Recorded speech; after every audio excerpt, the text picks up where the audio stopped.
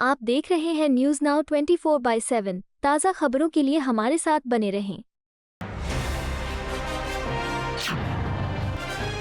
BRS के कार्यकारी अध्यक्ष केटी रामाराव ने सोशल मीडिया पर चर्चा में आए कॉकरोच जनता पार्टी को लेकर टिप्पणी की।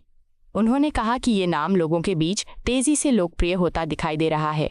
केटीआर ने कहा कि देश के युवाओं का मुख्य विपक्षी दल कांग्रेस पर भरोसा कम होता नजर आ रहा है और इसी वजह से नए प्रतीक और विचार सोशल मीडिया पर जगह बना रहे हैं।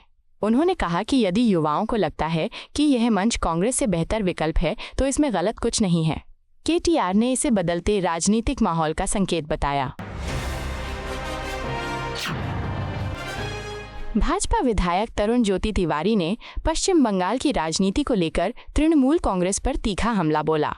उन्होंने दावा किया कि टीएमसी का राजनीतिक प्रभाव लगातार कम हो रहा है और आने वाले वर्षों में पार्टी का अस्तित्व कमजोर पड़ सकता है।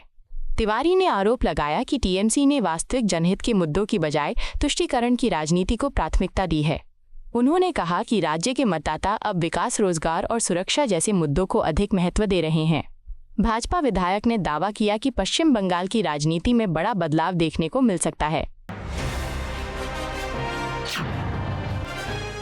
लोकसभा अध्यक्ष ओम बिरला ने रामगंज मंडी में जिला अस्पताल की आधारशिला रखे जाने को क्षेत्र के लिए ऐतिहासिक कदम बताया।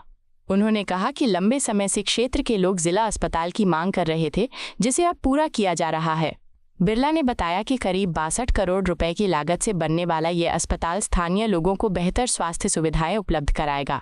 उन्होंने सिंचाई परियोजनाओं का भी उल्लेख करते हुए कहा कि नहर का पानी अब 33 गांवों तक पहुंच चुका है। भविष्य में हर खेत तक पानी पहुंचाने की दिशा में भी योजनाएं तैयार की जा रही हैं। भाजपा विधायक रितेश तिवारी ने टीएमसी सांसद महुआ मोइत्रा को लेकर तीखी प्रतिक्रिया दी। उन्होंने आरोप लगाया कि कुछ राजनीतिक नेता धार्मिक और सांस्कृतिक मुद्दों पर दोहरा रवैया अपनाते हैं।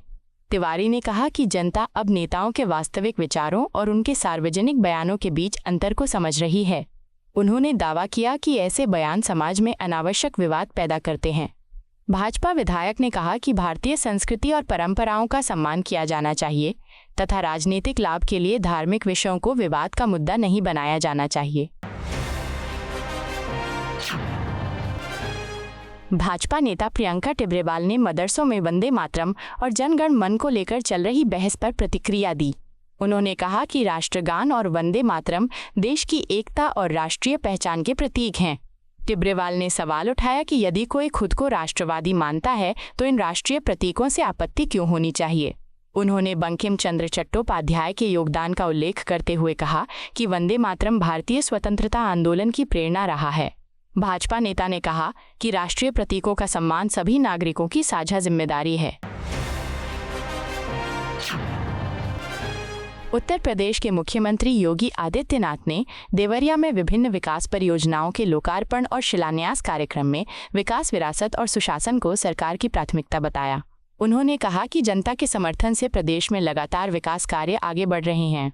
योगी ने कहा कि अयोध्या में भगवान श्री राम का भव्य मंदिर बनना जनता के विश्वास और लोकतांत्रिक शक्ति का प्रतीक है। उन्होंने दावा किया कि अयोध्या, काशी, मथुरा, वृंदावन, प्रयागराज और अन्य धार्मिक स्थलों का व्यापक विकास हुआ है। मुख्यमंत्री ने कहा कि सांस्कृतिक विरासत और आधुनिक विकास साथ साथ आगे बढ़ रहे हैं। मध्य प्रदेश के मुख्यमंत्री मोहन यादव ने अंतर्राष्ट्रीय जैव विविधता दिवस के अवसर पर आयोजित कार्यक्रम में पर्यावरण संरक्षण और जैव विविधता के महत्व पर जोर दिया।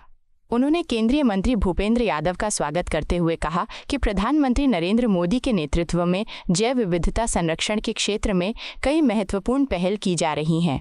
मोहन यादव ने कहा कि मध्य प्रदेश अपनी समृद्ध वन संपदा और प्राकृतिक संसाधनों के कारण देश में विशेष पहचान रखता है। उन्होंने बताया कि राज्य सरकार पर्यावरण संरक्षण, वन्यजीव सुरक्षा और प्राकृतिक संसाधनों के संरक्षण के लिए लगातार कार्य कर रही है। आपको यह वीडियो पसंद आया हो तो इसे लाइक करें, हमारे चैनल को सब्सक्राइब करें।